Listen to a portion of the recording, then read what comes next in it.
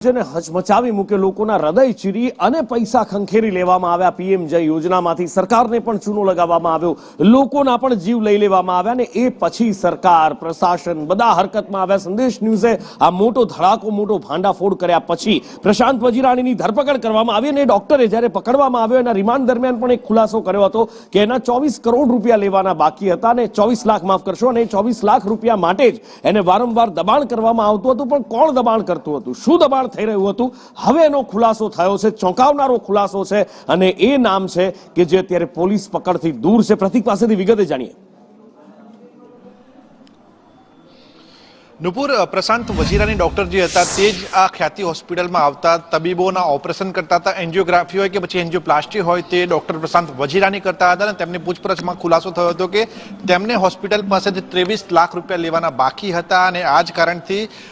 જે તબીબો છે તે તબીબો અને ડિરેક્ટરની જો વાત કરવામાં આવે તો ડોક્ટર ચિરાગ રાજપૂત સહિતના કાર્તિક પટેલ સહિતના જે ડિરેક્ટરો છે તેમના દ્વારા પ્રશાંત વજીરાને દબાણ કરવામાં આવતું હતું કે જો તારે પૈસા બાકીના લેવાના હોય તો તારે વધુ ને વધુ સર્જરી કરવી પડશે ભલે દર્દીને કોઈ પણ પ્રકારની બીમારી હોય કે ના હોય તારે વધુ ને વધુ દર્દીઓની આ પ્રકારની સર્જરી કરવી પડશે તો જ તને આ પ્રકારના પૈસા મળશે આ ખુલાસો ક્રાઇમ બ્રાન્ચની તપાસમાં થયું છે અને આ જ કારણથી હવે વધુ તપાસ કરવામાં આવી રહી છે આ સાથે જો વાત કરવામાં આવે તો બે વ્યક્તિના જ્યારે મોત થઈ ગયા હતા ત્યારબાદ આ સમગ્ર મામલો પ્રકાશમાં આવ્યો હતો તેમ છતાં પણ ડોક્ટર પ્રશાંતને કહ્યું હતું કે તારે ઓપરેશન ચાલુ જ રાખવાના છે પરિવારજનો સાથે કોઈ પણ પ્રકારની વાતચીત નથી કરવાની નિવેદન નથી આપવાના જો તે નિવેદન આપ્યું છે તો તારી સામે પણ અમે કાર્યવાહી કરીશું આ સાથે જ તેમણે મામલો શાંત પાડવા માટે પ્રશાંતને કહ્યું હતું કે થોડા દિવસમાં મામલો શાંત પડી જશે ત્યારબાદ ફરીથી આપણે આજે